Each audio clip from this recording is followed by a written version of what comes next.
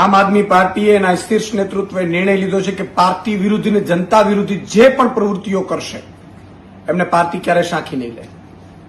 ધારાસભ્ય શ્રી ઉમેશ મકવાણાની વારંવાર એમની વિસ્તારમાંથી પણ ફરિયાદો આવતી હતી. પાર્ટી વારંવાર એમને કહેતી હતી કે વિસ્તારમાં રહો. વિસ્તારમાંથી કેટલાય લોકોનો પણ ફરિયાદો આવતી હતી.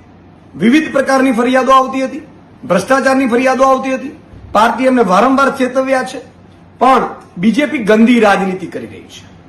ભાજપ છે એમણે ઉમેશ મકવાણાને સાંધી લીધા છે અને પાર્ટી વિરુદ્ધ સતત એક્ટિવિટીઝ, એન્ટી પાર્ટી વિરુદ્ધ એક્ટિવિટીઝ કરવા માટે સતત ભાજપ છે એમને પ્રયાસ કરાઈ રહી છે.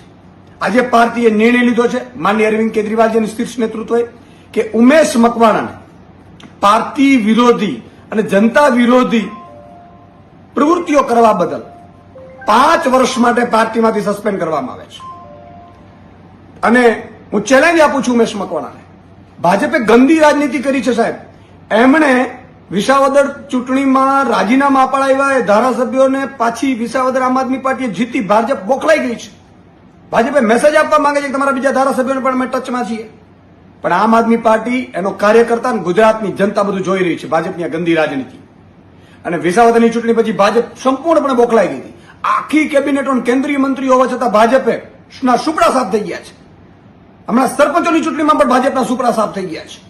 ત્યારે આ ઉમેશ મકવાણા જેવા વ્યક્તિઓને સાધીને ભાજપે આમ આદમી પાર્ટીને ડેમેજ કરવાની કોશિશ કરતી હોય તો એ ભૂલ ભરેલી છે. હું ઉમેશ મકવાણાજીને ચેલેન્જ આપું છું કે તમે ધારાસભ્ય તરીકે રાજીનામું આપીને ફરીથી ચૂંટણી જીતી બતાવો. તમારામાં હિંમત હોય. ભાજપને પણ ચેલેન્જ આપું છું કે આમ આદમી પાર્ટીની